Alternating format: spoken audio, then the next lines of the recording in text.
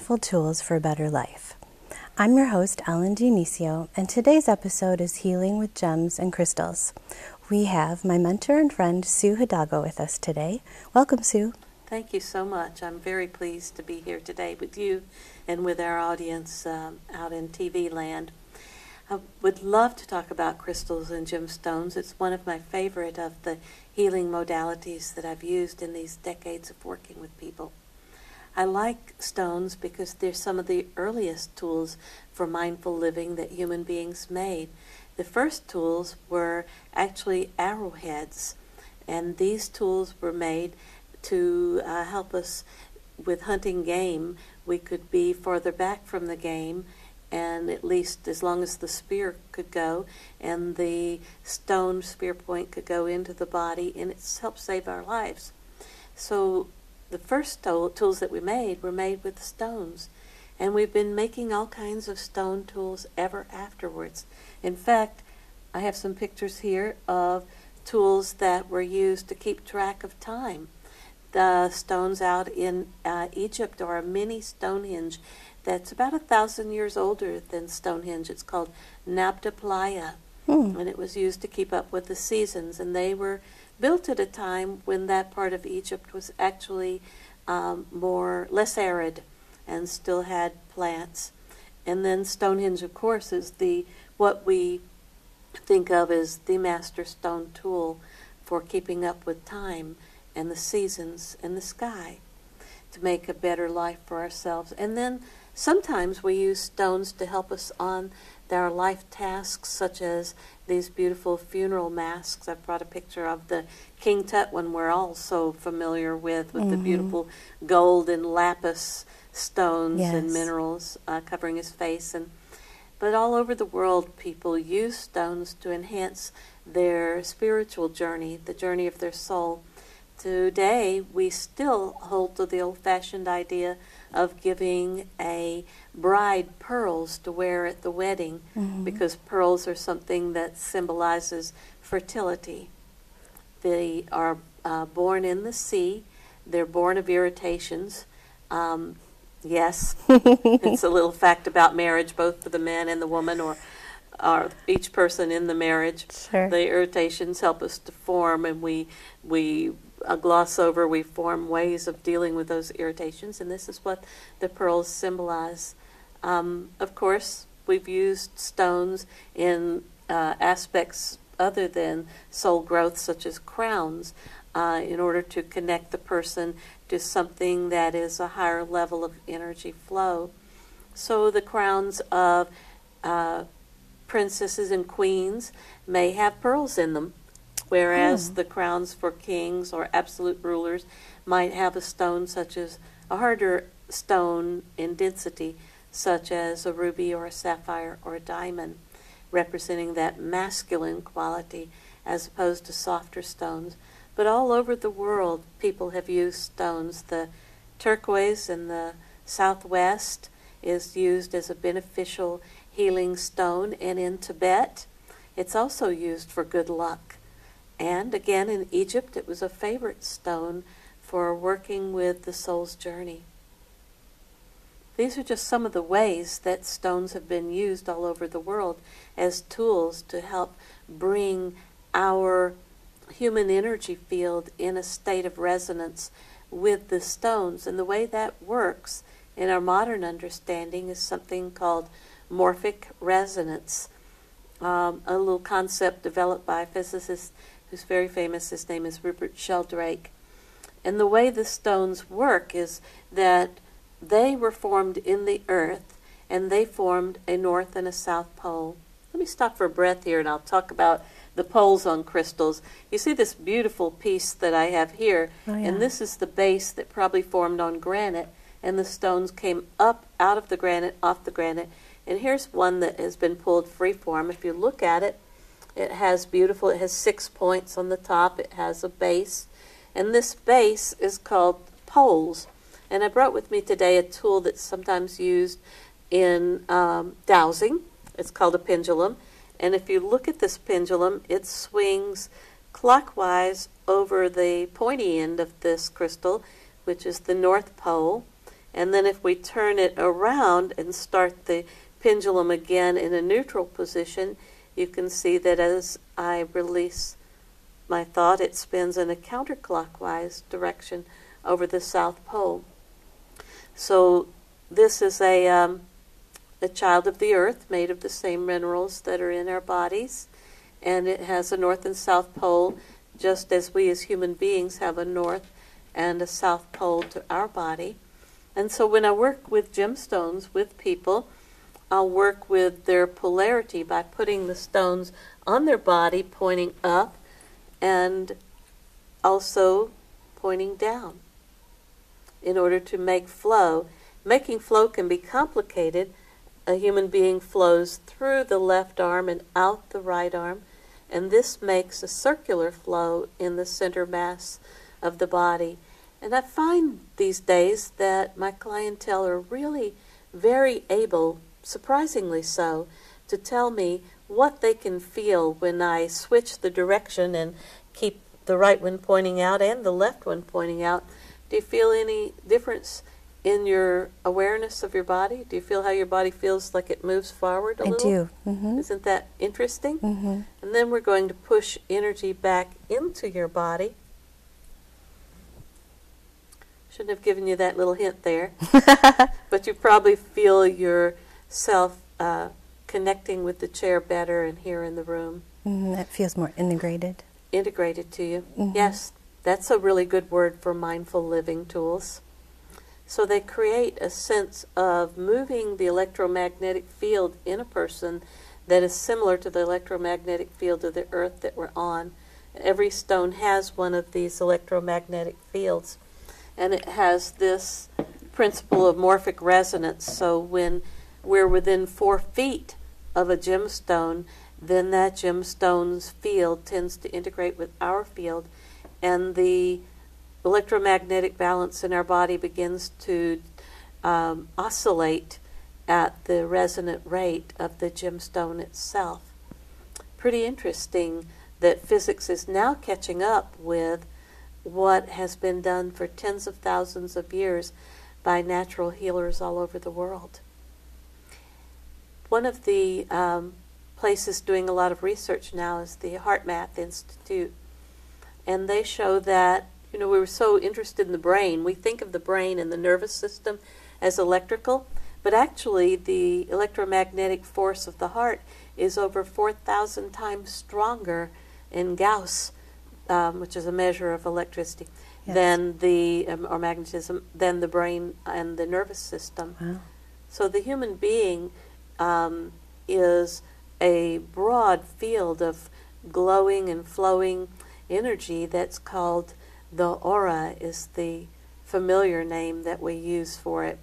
Although as this kind of energy work is now going into hospitals and clinics, we're not allowed to say the word aura anymore. We have to say human energy field, or HEF, in order to match the context of where the research is going. But this energy field that we as humans carry develops along the lines of consciousness. I know that you're a therapist and you work with children mm-hmm. with grief, and the emotions are a part of our energy field. Our mind is a part of our energy field, and our body is also pure energy. It's the densest energy vibration that we know of. The stones are also dense in their nature. Isn't this a beautiful stone? It's called selenite. Oh, I can feel that as you moved it go past my eye. This one has a strong magnetic field. In fact, it goes out several feet. This one, if you point it towards your hand, okay, can you feel something different from when you turn that point towards your hand? Mm-hmm. Isn't that surprising? What do you feel? Well, when it was pointed the other way, I felt some sensation more up front here, and when I switched it over, it was lower. It pushes. This one is like the crystal. This is the end that pushes the energy into your body, and it naturally runs out our fingertips, because our fingertips and feet are our points of oneness versus separation to the world. You as a therapist know that, well, you as a mom know this, when kids start to get active and they move with their hands and feet running, and they want to touch everything and put it in their mouth. Sure. They want to become one with it. Sure. And so when this selenite stone pours energy into the body, it naturally wants to flow out and be shared with the world. It has beautiful striations, doesn't it? Oh, yeah. These stones, the principles of the stones on the body follows along with the principles of connecting them to either the organs in the body, the Chinese meridians, or to another system of the human energy field called the chakras, which are vortices in that energy flows in and out in common areas like the heart, which is about loving and sharing, caring. The throat, about sharing ideals, values. The root, which has to do with being alive and the vitality of our bones and our physical body. And as an energy field healer, I know you've been trained, because I've been lucky enough to participate with you in trainings for these, I think, 9 years we've known one another. And you know that the chakras can be worked with actively, and we'll talk about that in another segment. The way that you work with the chakras, they tend to be rainbow colored, just like the last slide that I showed has the rainbow development till you come to a physical body. And each layer of the aura relates to a vortex where energy flows in and out. So if we wanted to work on the heart, we might pick a green stone, because that's a natural stone for the heart. Isn't that beautiful? It's a piece of Amazonite. Not because it's from the Amazon. Actually, I think that they're mostly mined in Virginia in the USA. You find them on top of the ground. Oh. Walking along, you see something. This one's been polished, so it's very bright and beautiful. But you might see something that's all dusty and slightly greenish. If you take a vacation there in the mountains, where a lot of stones are mined. I grew up in the deep south in Appalachia in Georgia, and I actually saw my father reach into the stream bed near our house and pick out a rock about this size, and it was covered in a long emerald about the size of this, only emerald green stones. Yeah, amazing. So stones are, crystals are mainly mined in the USA, in Arkansas. They're mined there for use in electronics. And the mine in Arkansas is, well, I was there about 20 years ago. 20 years ago it was about 8 stories deep by about a football field or so wide. Oh, my. Yes, the mining equipment goes into the ground and pulls up the crystals, and the core of the crystals are cut so that they're pure and clear to be used in things like computers. They hold an electrical charge for a long period of time with a really high fidelity. Wow. When you heat them, they also will hold even more information. So crystals and gemstones are used in our watches, our computers, anything that we want to be high fidelity. Your parents probably had a hi-fi. We are going to need to just take a little bit of a break, and then we will continue with the vast knowledge that Sue has on healing with gems and crystals in just a minute. Pull your face mask down. All right. What about the chest guard? It looks loose. Is it loose? All right, what about the shin guards? All right. Okay. Here comes the heat.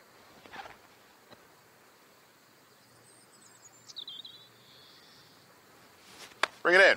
Bring it in. Good hustle. You don't have to be perfect to be a perfect parent. There are thousands of teens in foster care who would love to put up with you. Welcome back to Mindful Tools for a Better Life. We've got Sue here telling us more about healing with gems and crystals. Thank you, Ellen. Now, I wanted to talk a little bit about the structures of gemstones. Isn't this amazing?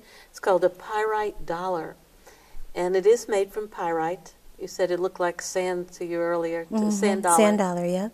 And you notice that it radiates outwards, And so if a person had a condition in their body that we wanted the energy to radiate out, what do you feel when you hold it?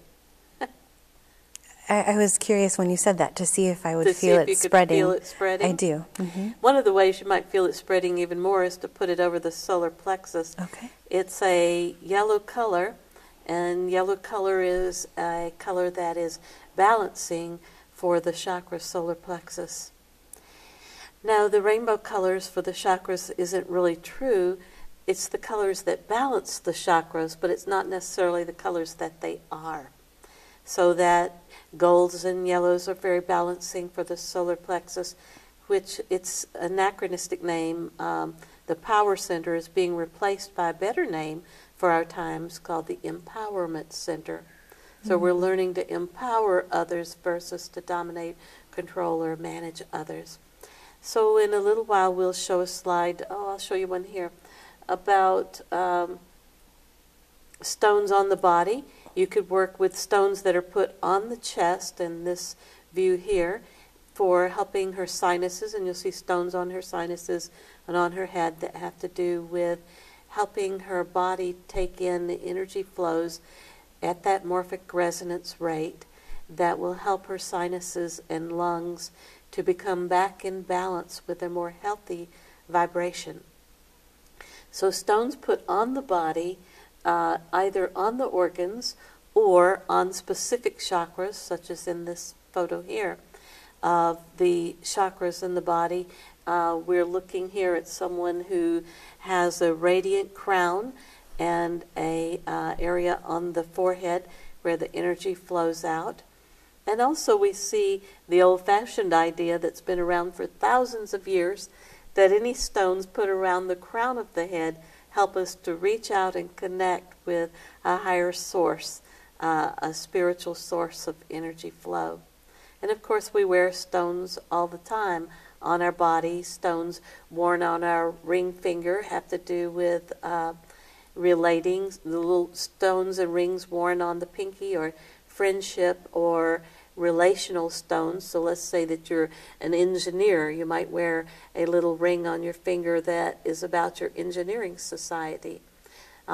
People who have power into the world often wear a stone on this finger or even on the middle finger, which is a rulership finger that has to do with the heart being balanced. But most stones are worn mid-chest like the one you're wearing, because the energy then entrains the thymus, and the thymus is important to the immune system of the body. So many stones are worn for reasons that have been time-tested in cultures all over the world. And I just happen to be among a growing number of people in the world who give sessions where these stones are placed in particular patterns and flows on the body in order to increase particular resources. So chromotherapy, or dealing with light, has been around for a long time. I had an old friend in Canada who worked in public resources. She would tell factory owners what color to paint the insides of their factory in order to help their workers be more awake. In school systems, brightly colored classrooms keep kids calmer, whereas brightly colored classrooms aggravate adults. So there's something to this whole Madison Avenue loves color and the way color works on the brain, the nervous system of a human being. So when colors come out in the spring, summer, and fall, you can walk through the mall and see what you think Madison Avenue thinks is going to be the next big thing for people's consciousness growth in the public. And oftentimes they're very right. So the stones that are here on the layout we're looking on the screen are red stones, garnet stones, Shiva stones, such as the one that was in the Harrison Ford movie. Yeah. And all of these red stones have a lot, and black stones have a lot to do with the part of the energy field, the root chakra, which has to do with wellness and stability. Isn't this a beautiful stone? Yes. I was driving along in Raleigh, North Carolina, and you see all the facets on it. and there was being road work done, and so I stopped, the line of cars stopped, and I looked off to my right, and I saw these garnets on the side of the road bank. So I pulled off and scurried up the bank, and that was the size that it was. I know you normally see them cut in a store and something like that. It is a gemstone grade, a high-quality garnet. Came right out of the ground. And this one's a black tourmaline, and you could see that, and I also am wearing them here in this stretch bracelet. It has striations in it that make the energy flow along the lines of the striation. And once again, we can decide whether that has force that pushes in, which is the yang end, or force that pulls out, which is the yin end. So there's a yin and yang flow, and north pole is the yang pole, and you could tell that pretty easily, can't you? Mm-hmm. So some of the most common ways that stones are placed on the center of the body in order to make the flow go up or down. If a person is way too excitable and excessive, we're going to point the stone downward so that there is a downward flow to pull the energy into the body of the person. I know I've given you so much to hold in your hands. That's okay. Or a very common stone here, this one is actually lithium, just like the lithium that might be prescribed for a person to help them deal with their mental state. And this stone on people... Let me try that one. Yeah, try that one, see if it calms you down. It has another stone in it too called rubellite, which is a form of ruby. And that's the little red dots in it. But yeah, you can hold it on your head if you'd like. It'll make you look gorgeous. And this, when I lived in North Carolina, I worked with a group of people who were part of a schizophrenia society. I don't know how they found me, but they would come about every 28 days or so. And at the end of 28 days, you could tell that they were ready for another tune-up. But the stone healing would last for about 20-something days. A moon cycle. It would last through these natural cycles that we know that plants grow, the tides move. What do you think about that one? It does feel calming, centering. It's centering. It pulls your energy back onto your body. Centering is a state in which people are more concentric, their aura's concentric, versus being off-centered or out to lunch or not as conscious or mindful.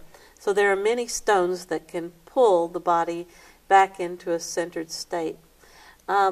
Actually, the Chinese prized jade for the very reason that it's very calming. Any color of jade whatsoever is a calming quality to the body.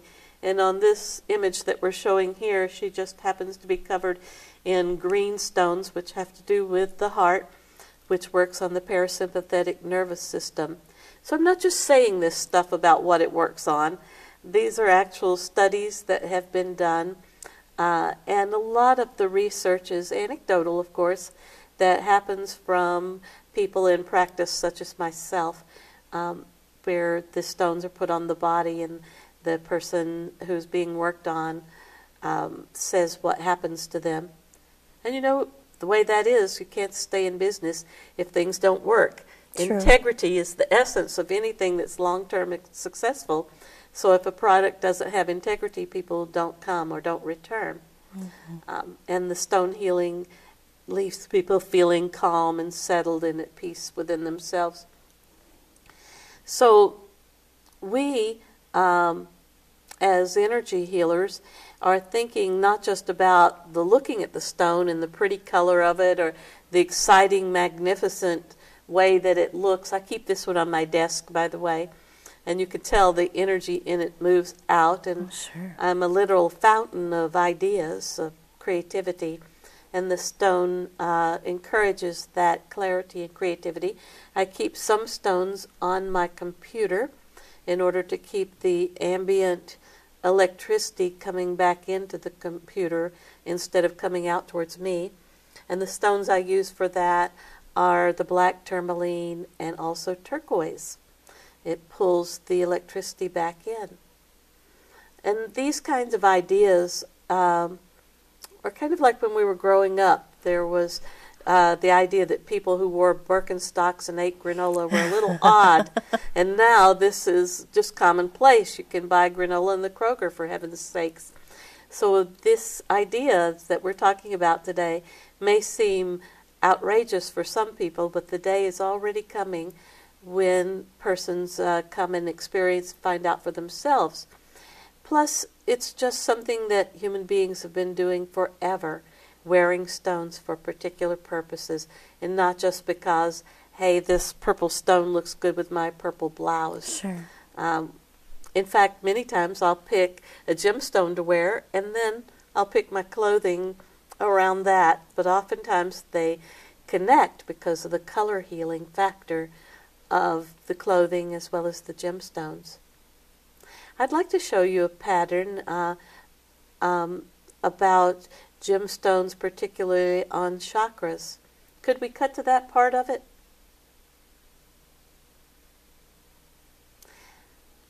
So I'm going to show something about laying out a pattern of a human body and putting the stones on top of that, so you can see what you might experience in a crystal healer's office. Patterns for well-being and alignment. Okay, Rob, can we do the second half? We still got 3 more minutes for the whole half hour. Oh, to get a whole half hour? Yeah, we're still. Well, Edit this part out, but you still got 3 more minutes. okay. So I'll just come up with something. No, I'll talk to you. Okay. So 2 more minutes. 2 more minutes. 2 more minutes now. 2 more Okay. minutes. So let's talk about chakras for a moment. I said the chakras are a vortex of energy. There we go, and that they can be measured with ancient tools. This is a pendulum. And so I'm going to reach over and touch your heart part of your aura, and we see it spin.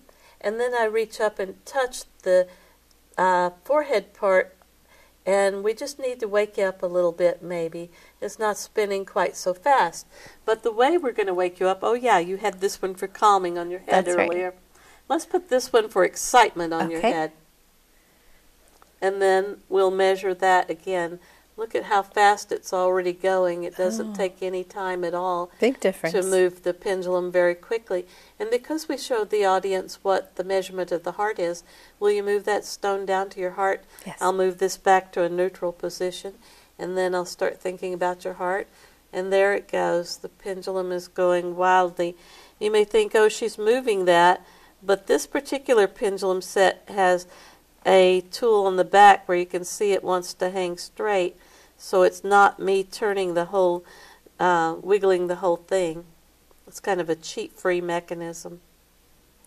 Interesting, huh? How they affect the body. What do And you so think? Was quickly. there any sense of excitement with that, different from the calming stones?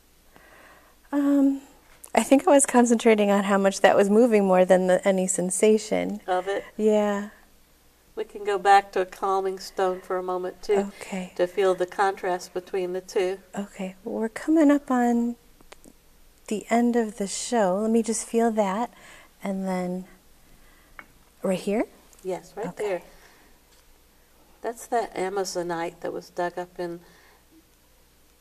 Yeah, do you feel a sense of spreading and peaceful? I do. It felt like this from this way and this way. It does. It spread your aura out and down. Yeah. You know, I know that's odd for people. I'm kind of an anomaly in that I look at people and I see the energy field in my mind's eye. We'll talk some more about that hopefully in the future. Sure. I hate to wrap it up because there's so much to share. Thank you so much, Sue, for being here thank you, today. and I thank you for having me to talk about gemstones and crystal healing. Yes. Thank you for watching Healing with Gems and Crystals. This has been the episode of Mindful Tools for a Better Life. And thank you for watching. We hope to see you again.